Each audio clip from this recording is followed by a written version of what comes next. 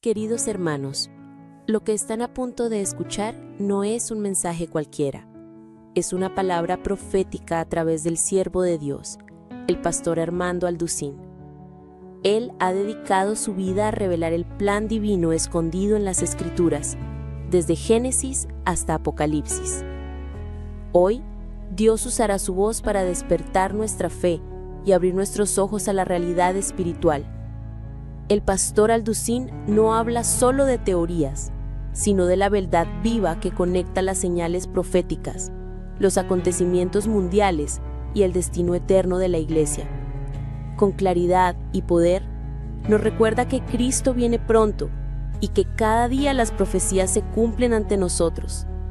Prepárate, porque en unos instantes recibirás alimento celestial, revelación que transforma y esperanza que fortalece. No te distraigas. Lo que escucharás hoy puede marcar tu vida para siempre. Pero en 1 Corintios capítulo 15, versículo 51, que es el pasaje que hemos estado analizando como un resumen breve, dice la Biblia: he aquí os digo un misterio. El apóstol Pablo recibió la revelación del misterio del arrebatamiento de la iglesia. No Pedro, no Juan, no Santiago, no Judas. Fue Pablo. Y en el Antiguo Testamento no estaba revelado el arrebatamiento de la iglesia, ni el misterio de la iglesia, que en el libro de Efesios capítulo 3 se describe como un misterio. Entonces vemos nosotros que desde el Antiguo Testamento hasta el libro del Apocalipsis, la revelación de Dios de Génesis a Apocalipsis es gradual.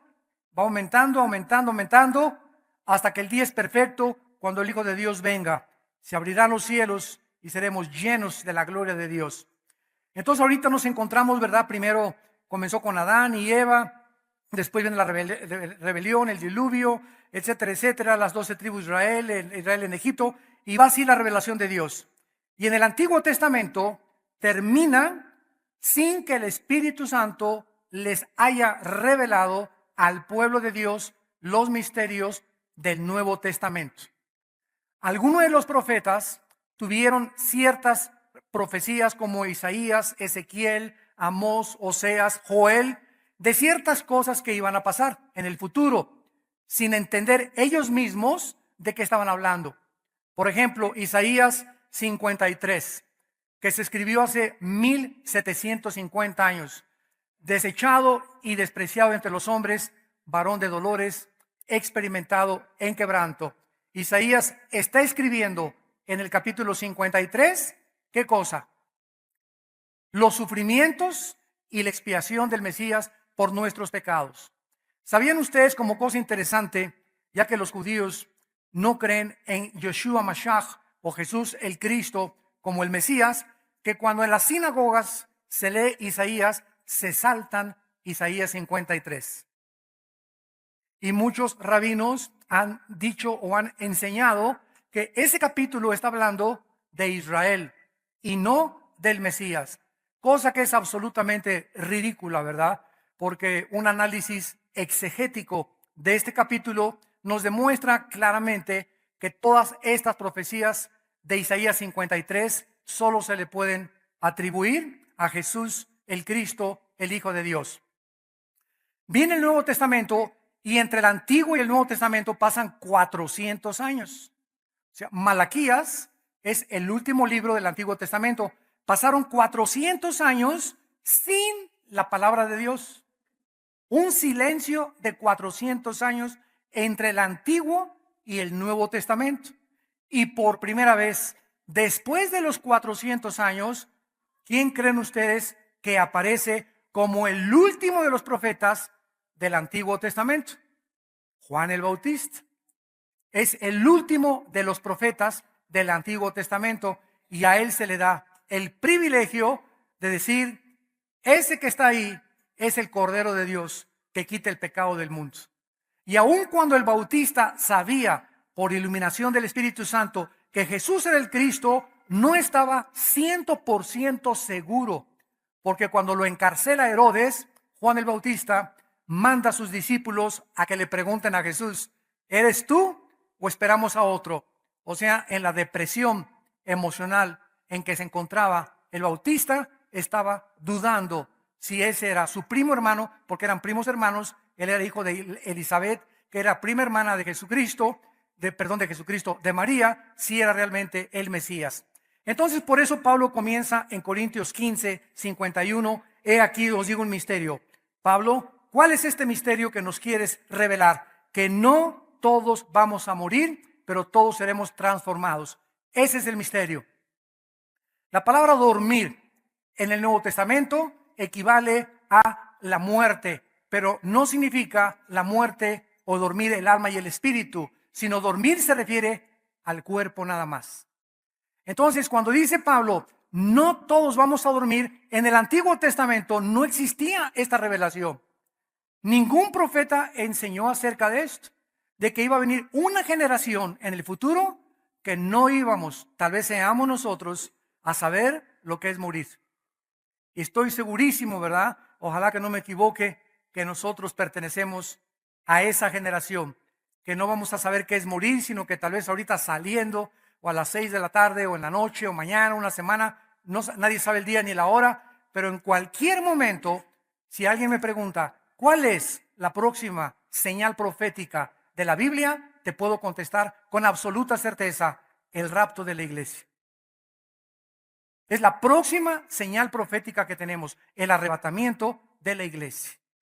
Entonces no hay otra cosa que vaya a suceder más que el rapto de la iglesia. Ya después vendrá la reconstrucción del templo, la unión de las 10 naciones entre el Medio Oriente y Europa, la reconstrucción del templo de Jerusalén, el anticristo surgiendo, haciendo un tratado entre árabes y entre judíos y palestinos, y trayendo la economía otra vez a un flujo absolutamente increíble como jamás en la historia. Y entonces todas estas profecías se cumplirán después del arrebatamiento de la iglesia. Nosotros tal vez a lo mejor veamos al anticristo celebrar este pacto, o a lo mejor no lo vamos a ver, o a lo mejor nos vamos 3 años antes y van a pasar 3 años y aparece el anticristo, o en el momento que aparece el anticristo nosotros nos vamos.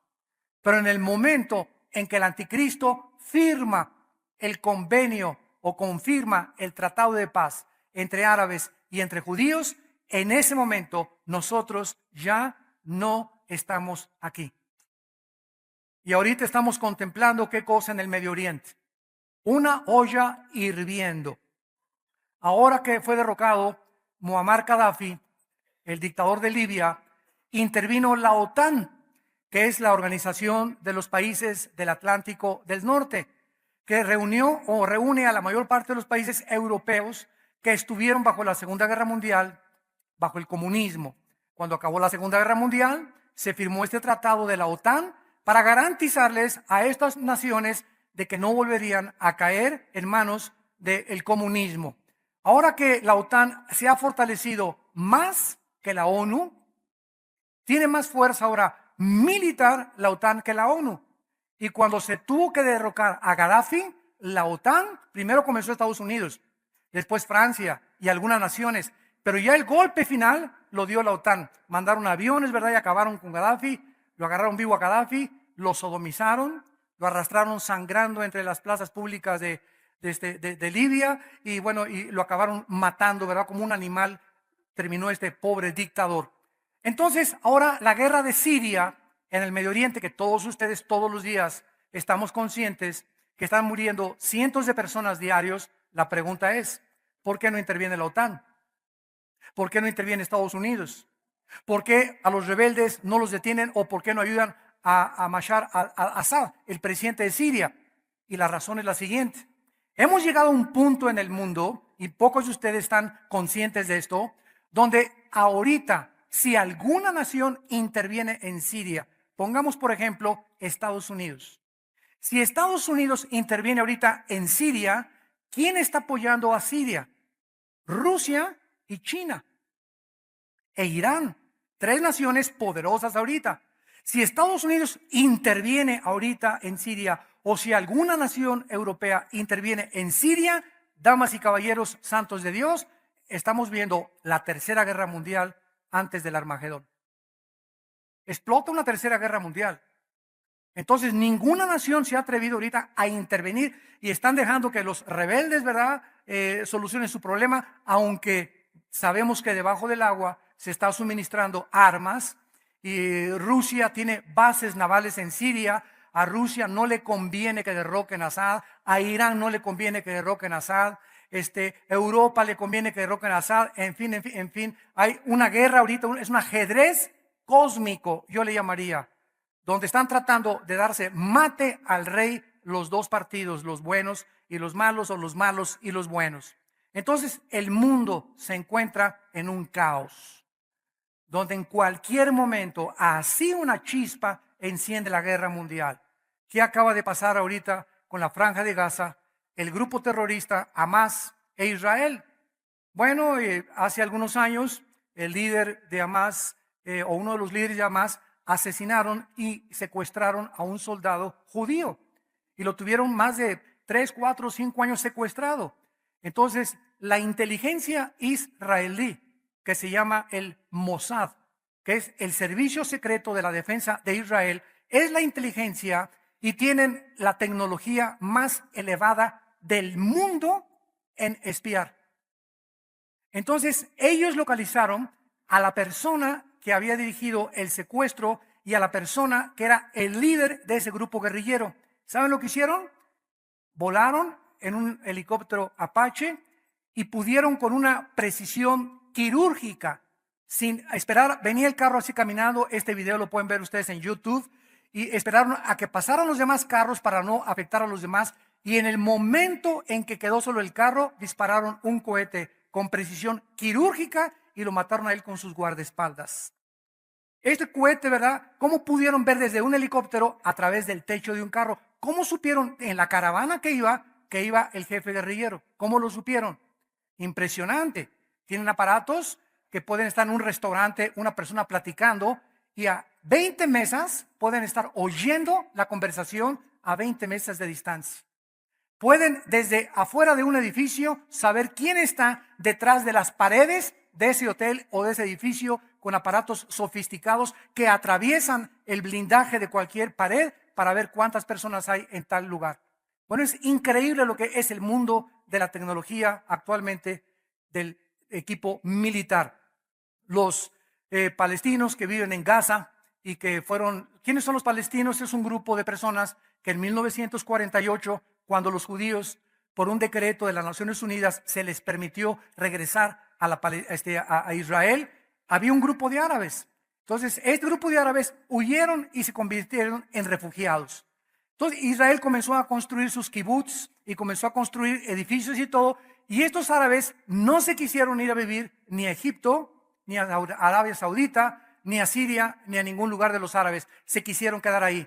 Comenzó el conflicto, Israel les entregó la Franja de Gaza. Miren, no vamos a pelearnos, vivan ustedes ahí. Millones de dólares, Europa y el mundo, millones de dólares les regalaron para que hicieran escuelas, para que hicieran hospitales, pero el gobierno de ellos, no el pobre pueblo palestino, que siempre es el que sufre, como en todos los países, el gobierno de ellos, los grupos guerrilleros, se apoderaron del dinero y en lugar de invertirlo en hospitales y en escuelas, lo invirtieron en cohetes y en armas. Y entonces comenzaron a mandar cohetes a Israel, porque han jurado exterminar y no aceptar jamás a los israelíes vivir en la tierra de Israel. Bueno, pues se complicó la cosa. Desde el 48 a nuestros días, más de 15,000 o 25,000 cohetes han lanzado contra Israel. O sea, provocándolos para que Israel conteste. Entonces intervenga Irán, que es el que está apoyándolos a ellos, intervenga Hezbollah, es el otro grupo terrorista en Libia, e intervenga Siria. Pero ahorita Siria está paralizada por la guerra civil.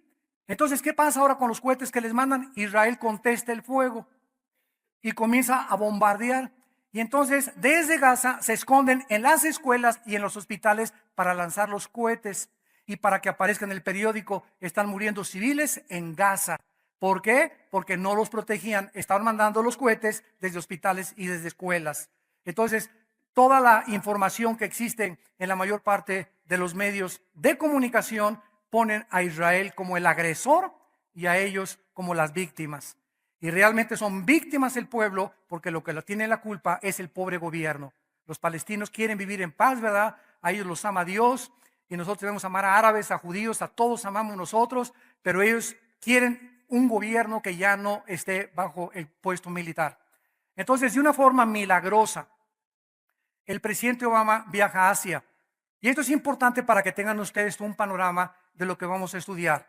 Se va hacia Obama y se va a Indonesia, se va a Camboya, que está por el área de Australia, al norte de Australia, junto a la India, a visitar los países musulmanes. Fue lo primero que hizo el presidente Obama al ser reelegido, visitar los países musulmanes. Oye en su viaje que los de Gaza, los palestinos e Israel se están bombardeando el uno al otro. Manda a la secretaria de Estado, Hillary Clinton, se junta ella con Morsi, el presidente de Egipto, y hacen un tratado con los palestinos para que cese el fuego. A Israel no le conviene, al pueblo no le conviene, a nadie le conviene una guerra. Y se hace la paz en el Medio Oriente ahorita, temporalmente, porque sabemos que esto no puede durar mucho tiempo sin que vuelvan otra vez a bombardear a Israel. Toda esta situación en el Medio Oriente, vemos que crece la tensión y crece la tensión y crece la tensión.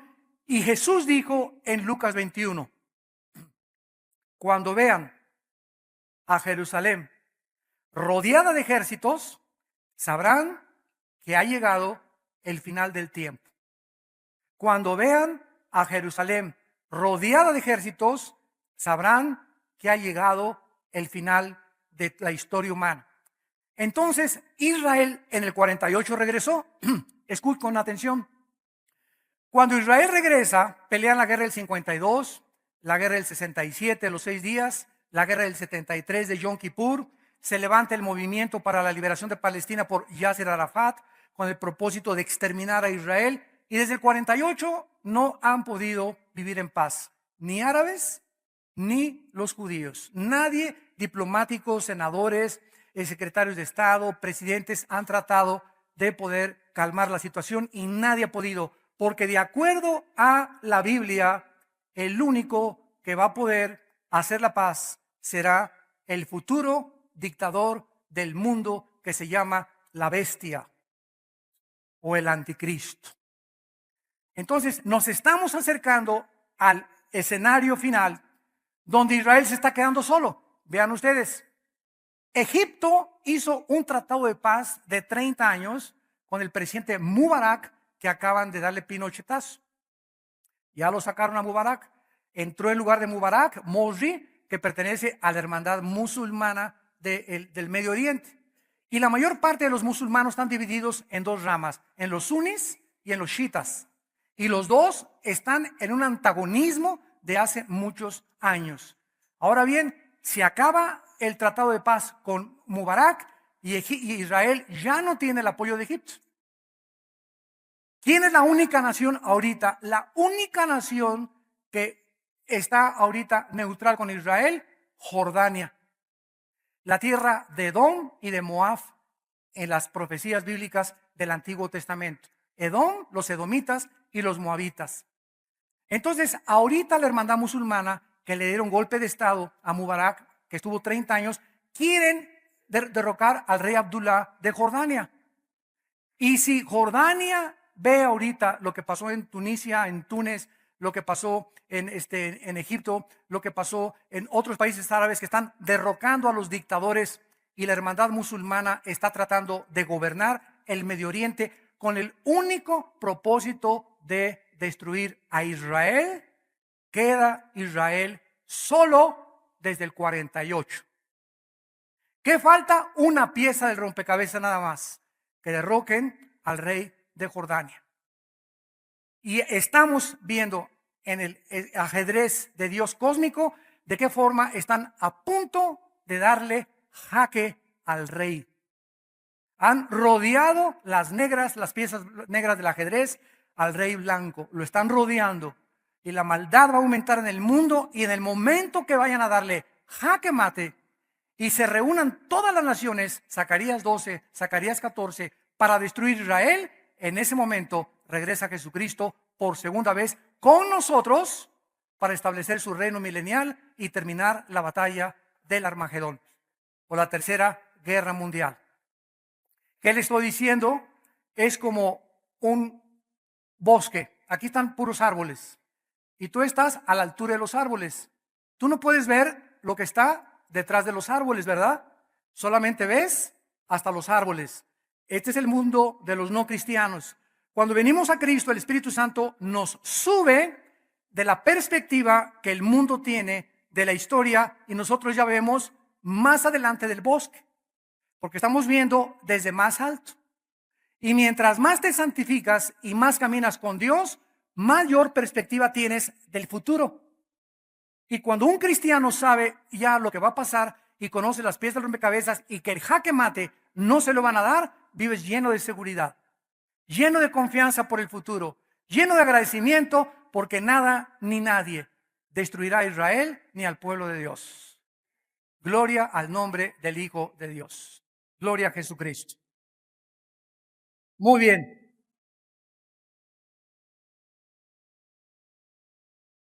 No todos vamos a morir, todos seremos transformados. En un momento, versículo 52, 1 Corintios 15. En un momento, en un abrir y cerrar de ojos, a la final trompeta. Y esta trompeta no es la final trompeta del Apocalipsis.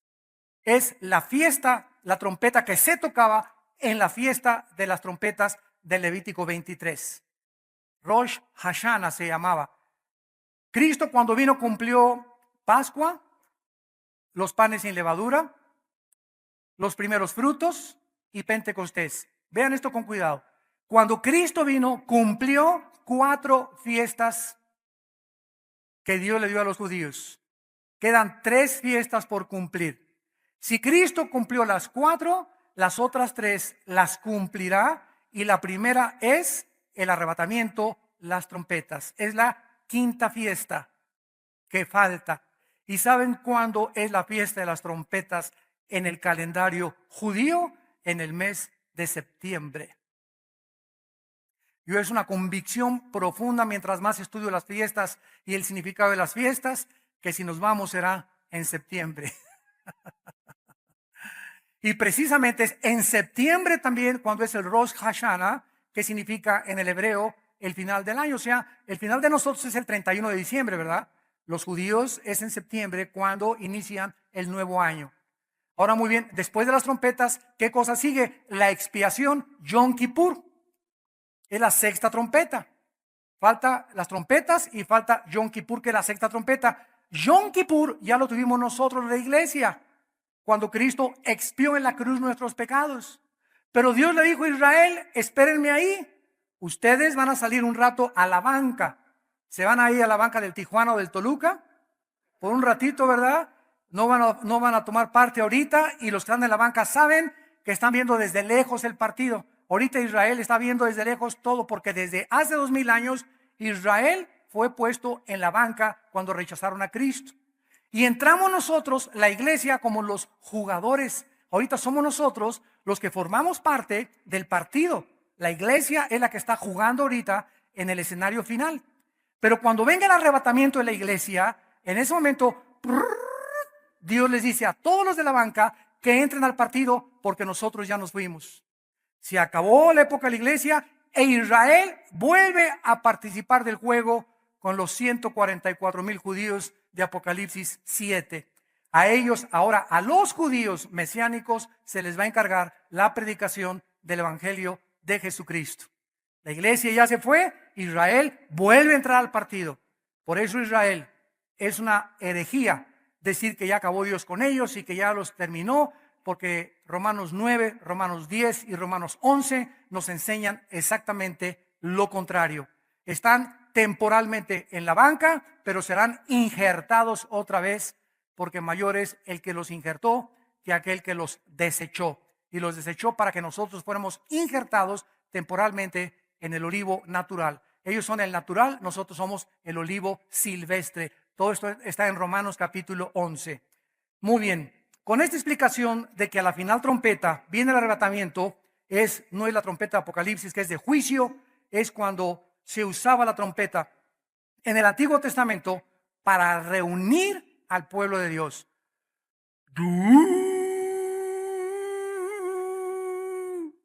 Un sonido largo era para que se reunieran. Otro sonido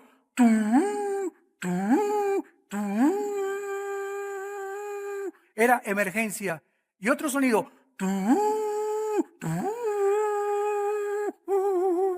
perdón. Me saqué como sea, ¿verdad? Un sonido largo era reúnanse. Un sonido era emergencia. Y cuando suena la trompeta, es la trompeta del Rosh Hashanah, que es la trompeta con la cual Dios llama a su pueblo, no a juzgar al pueblo, que es la de Apocalipsis. Y muchos intérpretes o maestros de la profecía, escatología, han enseñado equivocadamente que el arrebatamiento, como dice que esa es la final trompeta, creen que es en la última trompeta del Apocalipsis. Por lo tanto, la iglesia participará de la gran tribulación. Qué grave error de exégesis escatológica en la palabra de Dios. Se refiere a las trompetas de Rosh Hashanah, de la fiesta de los judíos. Muy bien. Teniendo esto en cuenta, nos damos cuenta ya de una forma muy clara, ¿verdad?, que el Nuevo Testamento describe la venida de Cristo, la próxima venida de Cristo, en dos etapas. La primera es en el rapto. Vamos a ver los versículos.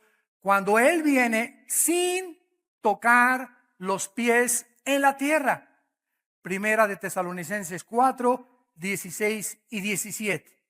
Porque el Señor mismo, con voz de mando, lo mismo que dice Corintios, con voz de trompeta, con voz de arcángel, descenderá del cielo. Cristo ahorita está en su trono sentado. Cristo se va a levantar, Cristo en su trono, y se avienta, ¿verdad?, a venir hacia abajo a la tierra por segunda vez. Descenderá del cielo y en las nubes viene con todos los ángeles.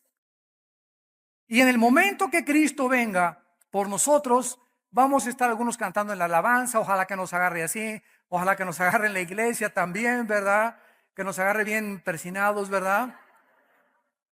Que no tengamos ningún problema cuando venga, que no te agarre del chongo con tu esposa cuando Él venga o cosas así, porque dice que muchos están avergonzados cuando Él venga. Pero cuando Él venga, de repente nuestras ropas se van a caer al suelo. El predicador ya no está. Y la mitad de la iglesia se va a quedar, la mitad de la iglesia se va a ir. En todas las iglesias del mundo. Pilotos se van a estrellar porque el piloto desapareció. Accidentes múltiples en las carreteras porque muchos choferes desaparecieron, causando un caos vial y de tránsito y de tráfico en los periféricos, en los pasos a desnivel, en las carreteras, etcétera, etcétera. Los hospitales vacíos de todos los bebés y de todos los niños menores de edad del mundo entero. Muchos estarán dormidos y tu esposa amanece, pues ¿quién se fue con el lechero? No se fue con el lechero, ¿verdad? Es lo que vas a creer. El esposo, pues ya se fue con y de repente no está el esposo, no va a estar tu esposa. Dios quiera y benditos sean los matrimonios que se vayan juntos. Dichosos sean los que se van a ir juntitos y de la mano cantando aleluya, aleluya, aleluya en el aire, ¿verdad? Pero en cualquier momento, así pueden ser a las 2 de la tarde, a las 4 de la tarde, a las 2 de la madrugada, Él va a venir por nosotros y vamos a desaparecer millones de personas en el mundo. Los noticieros de televisión se van a congestionar, desaparecieron millones y millones. ¿Qué explicación creen ustedes? Bueno, miren cómo se está preparando la situación. Ya han oído ustedes que de acuerdo al calendario maya, el 21 de diciembre de este mes se acaba el mundo, porque el calendario maya así lo especifica. En primer lugar, el calendario maya no dice eso. El calendario maya termina, lo hicieron en ciclo de los mayas, y el último ciclo que ellos calcularon fue el 21 de diciembre, sin decir que se acabe el mundo. Entonces dedujeron que se va a acabar el mundo, y aunado al reporte de la NASA que iban a explotar volcanes. Acá explotaron uno tremendo, creo que en Guatemala, el Popo ya está a punto también de eruptar, otro en Italia, y las señales, las radiaciones del sol, etcétera, etcétera. Todo esto está provocando estrés y tensión en el mundo que no conoce, que están viendo las profecías así y no saben que el futuro es mucho más claro desde la perspectiva que ellos lo ven. Nosotros sabemos que no va a ser así, falta mucho para que se acabe el mundo. Como les dije, todas las señales que tenemos que pasar antes de esto. Entonces, todo esto está unado, ¿verdad? Para que el mundo esté en una tensión tremenda que se va a acabar el 21 de diciembre. Pero sin embargo, ¿qué creen ustedes que están haciendo en Yucatán? Están haciendo búnker, sí. Bueno, por ejemplo, en Denver, Colorado. En Denver, Colorado, en el estado de Colorado, en Estados Unidos, junto al aeropuerto, hay un valle como del Meguido, se podría decir. Una planicie impresionante donde nadie entra ni nadie se le permite entrar. Nosotros tenemos ahí pastores, a Paco y a Sandrita, son los pastores de Villanueva en Denver, en nuestra iglesia en Denver, Colorado, y me han platicado, ¿verdad?, amigos del ejército, de que hay búnkers impresionantes que están haciendo, pero ciudades casi enteras debajo de la tierra. Están esperando algo. Y en Yucatán llegaron gente de España, de Francia, de Italia. Y saben ustedes que se formó una nueva religión ahorita en Yucatán que se llama, escuchen, se llama la Confederación Galáctica. La guía es una mujer con una laptop.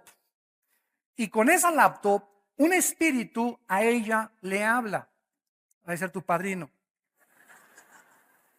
Y a través de la laptop le está diciendo que junten comida, etcétera, etcétera, porque muy pronto van a desaparecer millones de personas.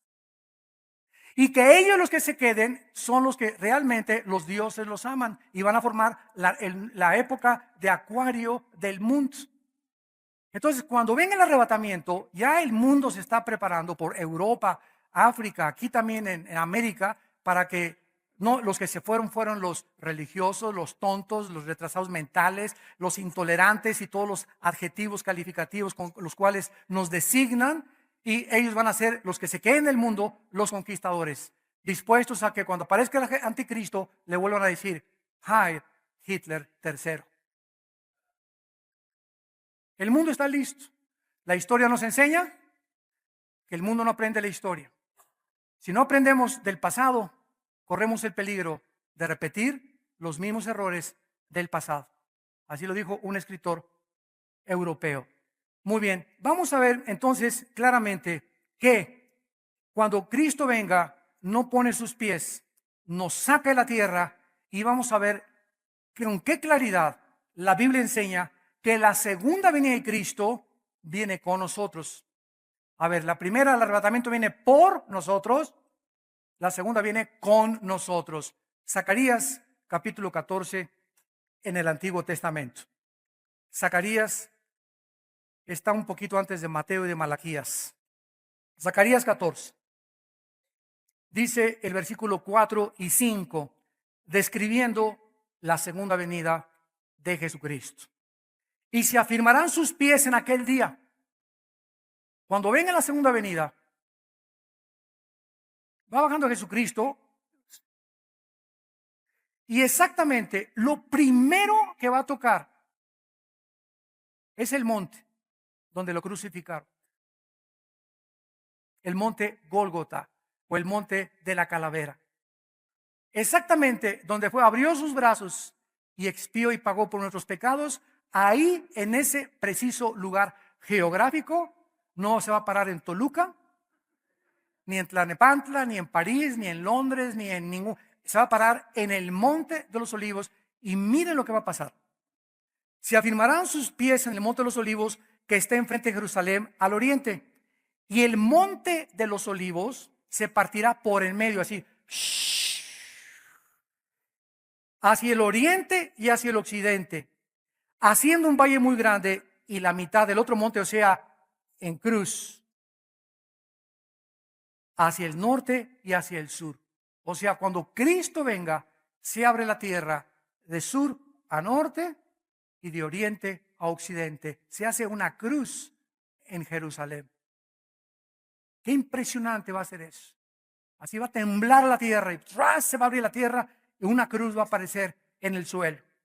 Y huirán al valle de los montes, porque el valle de los montes llegará hasta Sal. Huirán de la manera que huyeron por causa del terremoto en los días de Usías, rey de Judá. Y vendrá Jehová mi Dios. ¿Cómo se le llama Cristo? Jehová. Dios y Cristo, Cristo y el Padre son la misma persona. Yo y el Padre, Juan 10:10, somos uno. Vendrá Jehová con él todos los santos. Mateo capítulo 24, versículo 30. Aparecerá la señal, habrá una señal en la segunda venida. Ojo, cuidado. En el rapto no hay señales de cuándo viene. Ninguna señal se da en la Biblia de cuándo será el arrebatamiento de la iglesia. Pero en la segunda venida hay muchas señales para que los que estén vivos en la tribulación sepan que en el momento en que el anticristo firma el tratado y lo viola a la mitad de la semana, ellos, los que están en la tribulación, los cristianos que sobrevivan y conozcan la Biblia, sabrán que a los 3 años y medio, después de que el anticristo viole el tratado, van a contar 3 años y medio para la segunda venida de Jesucristo. Ellos sabrán cuándo viene. En el rapto no sabemos cuándo viene. Esa es la diferencia. En el rapto viene como ladrón en la noche. ¿Lo han visto esa frase, verdad? La vamos a ver con calma. Y en la segunda venida aparecerá la señal en el cielo del Hijo del Hombre. Y entonces lamentarán todas las tribus de la tierra y verán, todo el mundo lo va a ver. En el rapto nadie, ni nosotros lo vamos a ver. Vamos a ser sacados de nuestro cuerpo y entonces en el aire sabremos que es Jesús el que vino por nosotros. Y con Él nos vamos hacia el cielo.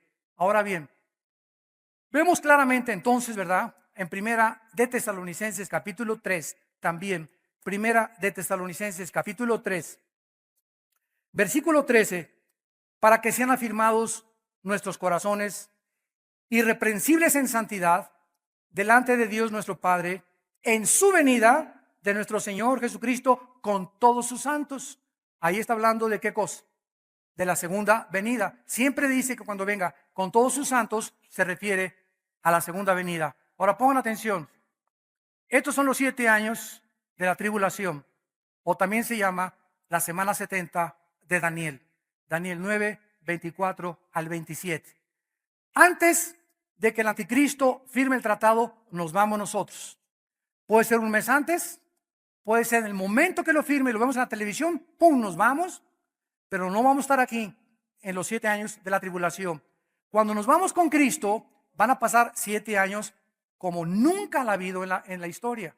Una tribulación que mencionó de Daniel capítulo 12, del 1 al 3, y Mateo 24, 21, como jamás la ha habido. Trompetas, sellos y copas. Cuando estemos en el cielo con Cristo y aquí en la tierra la gente esté en los 7 años, nosotros estamos arriba con Cristo en el tribunal de Cristo. ¿Se acuerdan que acabamos esa serie? Vamos a ser recompensados mientras el mundo esté en juicio. Cuando acabe la tribulación, bajamos con Cristo, Apocalipsis 19, para reinar con Él y celebrar las bodas del Cordero. Entonces, va a durar 7 años el tribunal de Jesucristo, cuando Cristo va a evaluar nuestras obras mientras estábamos en el cuerpo, según de Corintios 5, versículo 10. ¿De qué manera entonces podrían ambas etapas ser verdad de la segunda venida de Cristo? Imposible. Imposible. Porque yo he oído a muchos escatólogos enseñar que la segunda venida y el rapto es lo mismo. La Biblia no enseña eso. Es claramente la diferencia entre el rapto y la segunda venida. La primera fase es inminente sin ninguna señal. Repasamos, la segunda venida será venida y precedida por varias señales. Ahora bien, dice la Biblia que siempre hay problemas en el mundo. Desde que nacimos para sufrir. Nacimos llorando, nos vamos llorando. ¿No es verdad? Como las chispas saltan en el aire, dice en el libro de Job, así nacemos para la aflicción. Lo decíamos en la tercera conferencia. Ahí va la ambulancia, hermano. Ahí va doña Chole, ya tiene 93 años. Que le salve la vida a doña Chole, por favor. Ore por mi abuelita, tiene 93 años, que por favor se está muriendo de cáncer, que no se muera. Oye, ¿por qué no quiere que se muera? Déjala que se pinte de una vez.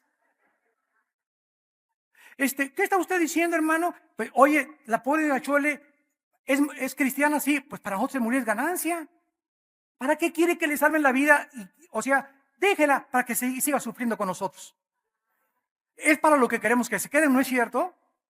O sea, cuando alguien se va a morir, hacemos lo imposible por el instinto de sobrevivencia. Y si nos elevamos en la perspectiva que los caminos de Dios no son nuestros caminos, sabemos perfectamente bien que para nosotros la muerte es ganancia.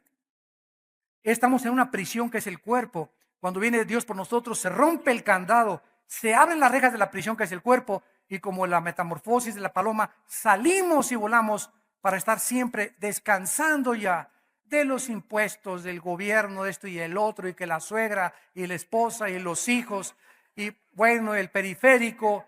Y cuando nosotros oímos a la gente, no, pues ya tiene 90 años, ore por mi abuelita, voy a orar para que se la lleve el Señor, hermano. Porque si usted supiera y es cristiana que su abuelita va a estar ya descansando, hoy ya son 90 años de sufrir, 85 años de sufrir, ¿no?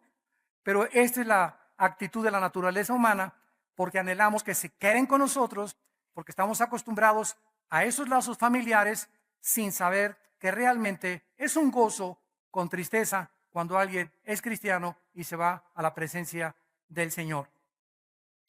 En Romanos capítulo 5, versículo 9, se nos promete que la iglesia no estará en la tribulación, mas Dios muestra su amor para con nosotros, mucho más estando ya justificados en su sangre, por él seremos salvos de la ira.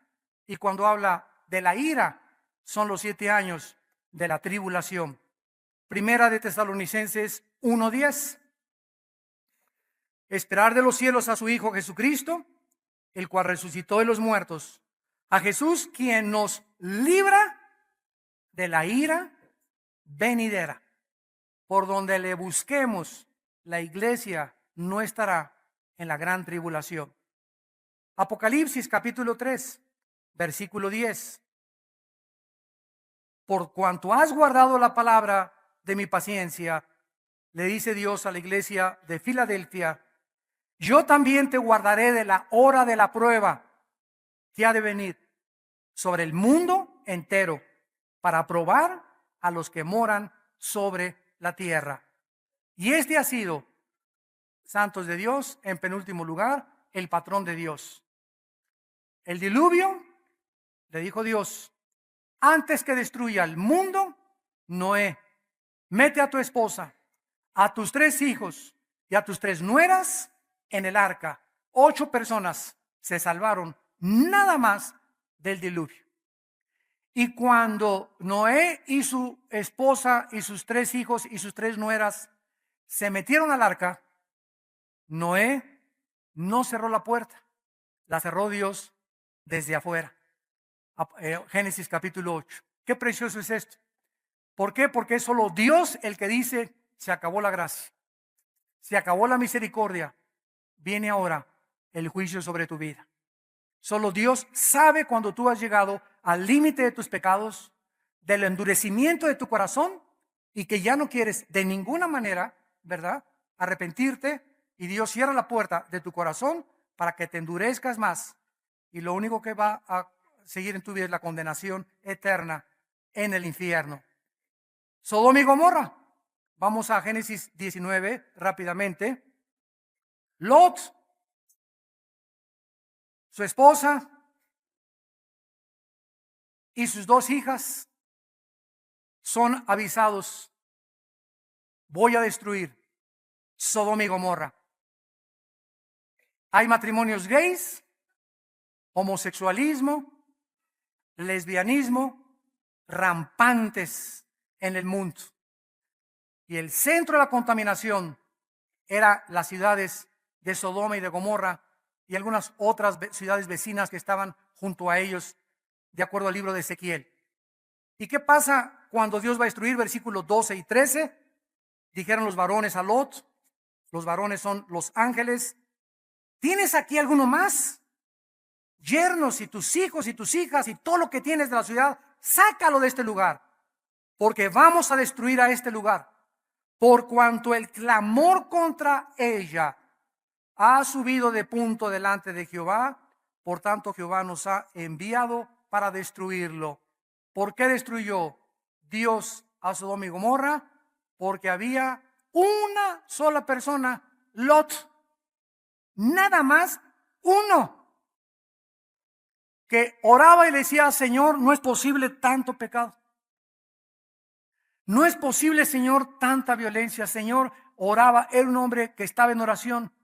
Sin embargo, Lot, a pesar de que era el único que clamó y que llegó hasta el cielo su clamor, y Dios contesta, Lot fracasó como esposo y como padre. Entonces, ¿por qué Dios lo salvó?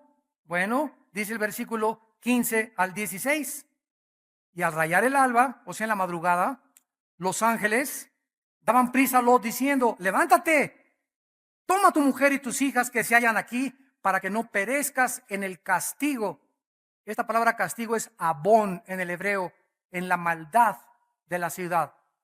Y deteniéndose él, los varones asieron de su mano y la mano de su mujer. O sea, Lot no se quería salir, porque amaba más a su familia que a Dios. Amaba más a su familia que a Dios. Pero ¿qué clase de amor tenía Lot con su familia, que ni siquiera los guió a Cristo? Que ni siquiera los llevó a la adoración del Dios verdadero. ¿Qué clase de amor era esa, verdad? Era un amor sentimental y emocional nada más, como el que le tienes a tu perro, Fido. Pero no es un amor sacrificial, donde amas más a Dios con todo tu corazón y con toda tu alma y con todas tus fuerzas, que a tu esposa, a tus hijos, a tu primo, a tu perro y a todo lo que existe en este mundo. Entonces, Lot se aferra y de la mano de sus dos hijas, según la misericordia de Jehová para con él, y lo sacaron y lo pusieron fuera de la ciudad. Los ángeles agarran a Lot, y si no lo sacan a fuerzas, por favor, se hubieran quedado. ¿Por qué lo sacaron? Porque había un pacto entre su tío Abraham y Dios. ¿Cuántos de nuestros hijos?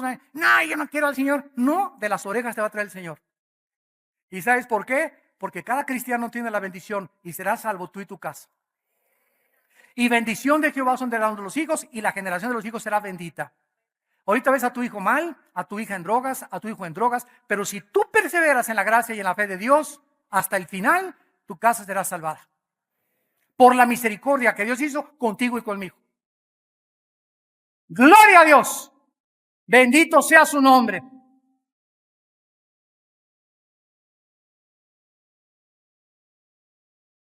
Y terminamos en el libro de Ezequiel, capítulo 9, en el Antiguo Testamento, donde por tercera vez en el Antiguo Testamento hay un juicio de Dios bárbaro, la destrucción de Jerusalén. Y miren ustedes a quienes salva Dios. O sea, ¿qué trato de enseñarles? Que el patrón de Dios es que nunca juzgará al mundo con su pueblo juntos. Cuando envió las plagas en Egipto, Egipto quedó en tinieblas. En Gosén, donde vivían los judíos, había luz. Se murieron los primogénitos. Los primogénitos de Israel se salvaron. Se llenaron llenos de piojos los egipcios. Israel no tenía ni un piojo. Y se llenaron de tinieblas y de sangre el río Nilo. No tenían agua para beber. Los judíos tenían agua. Dios siempre hará diferencia entre el mundo pagano e idólatra y al pueblo que dio su vida por ellos en la cruz. Siempre nosotros seremos guardados de las horas de los juicios cuando estamos caminando de la mano con Él. Ezequiel capítulo 9, dice la Biblia en el versículo 4 y 5 a los ángeles. Y le dijo Jehová: pasa por en medio de la ciudad, le está hablando a los ángeles, por en medio de Jerusalén, y ponles una señal en la frente a los hombres que gimen y que claman a causa de todas las abominaciones que hacen en medio de ella. O sea, marca solo a los que viven de rodillas. Marca solo a los que viven de rodillas, y a los otros. Dijo oyéndolo yo, versículo 5, pasa por la ciudad en pos de él y mata. No perdone tu ojo ni tengas misericordia. Maten a viejos, jóvenes, vírgenes, niños. Que no quede ninguno pero todo aquel sobre el cual hubiere señal, no se acerquen y comiencen con las prostitutas. ¿Eso dice en tu Biblia? Y comiencen con las cantinas. ¿Eso dice? Y comiencen con los homosexuales. Y comiencen a matar a los que están en mi santuario. Primera de Pedro 3 en el Nuevo Testamento, y el juicio comienza en la casa de Dios. Antes de que el mundo juzgue, antes de que Dios juzgue al mundo que no conocen lo que tú conoces, comienza contigo y conmigo. Para que Dios pueda ser justo y juzgar con equidad al mundo, tiene que comenzar a los que mucho se le dio. Porque al que mucho se le da, mucho se le pide. Y por eso ya está el juicio en muchas iglesias en el mundo entero. La apostasía es rampante ahorita en el mundo. Las barbaridades que se están enseñando. ¿Cuál es el juicio de Dios? Que la gente, el cristiano del mundo del siglo XXI, ya no estudia la Biblia. Ya no se discipula, ya no toma diplomados, se conforma con una torta milanesa el domingo. O una torta cubana el domingo. Lo que les da el pastor en sus iglesias. Y de lunes a viernes no te acuerdas de Dios, no oras nada. Tu vida como un pagano, como una persona que no tiene a Cristo. ¿Sabes una cosa? Contigo va a comenzar Dios. Porque Dios nos ha llamado a vivir cerca de Él y separados de Él. Nada podemos hacer. Padre, gracias por tu palabra. Gracias, Señor, porque eres bueno. Porque nunca, nunca, nunca vas a juzgar sin antes avisarnos. El juicio viene, el juicio viene, el juicio viene. Gracias, Señor, porque nos has llamado para que, si invocamos por Padre, aquel que sin acepciones juzga a todos según sus obras, andemos en temor durante todo el tiempo de nuestra peregrinación, sabiendo que fuimos rescatados, que el precio que se pagó por nuestra salvación no fue con oro ni con plata, sino con la sangre preciosa del Hijo de Dios. Ceñid pues los lomos de vuestro entendimiento y esperad por completo en la gracia que se os traerá cuando venga Jesucristo por nosotros. Señor, te alabamos. Jesús, te bendecimos. Te pedimos, Señor, que podamos ser sensibles y discernir los tiempos que estamos viviendo, para que nuestra perspectiva sea mucho más elevada que la que el mundo tiene, para que nos acordemos que cuando sucedan estas cosas, a nosotros nos la dijiste con anticipación. Gracias, Padre, porque estamos ya preparados. Ya no tiene por qué ser como ladrón en la noche tu venida, porque no somos hijos de las tinieblas, somos hijos de la luz. Por tanto, ciñamos nuestros lomos de nuestro entendimiento, tomemos la palabra del Espíritu, el escudo de la fe, ceñidos en el pecho y la espada con la verdad y la justicia, calzados los pies con las botas del Evangelio, anunciándole al mundo: arrepiéntanse, arrepiéntanse, arrepiéntanse, el juicio viene sobre ustedes. Señor, en esta mañana salva las almas, toca los corazones, y si alguna alma en esta mañana, ustedes que nos ven por la televisión, quieren invitar a Jesucristo y asegurarte en este instante que tu alma ha sido lavada con la sangre preciosa del Hijo de Dios, dile estas palabras: Señor, te pido perdón por mis pecados. Creo que en la cruz pagaste por ellos con tu sangre. Te invito a mi corazón como mi Señor y mi Salvador.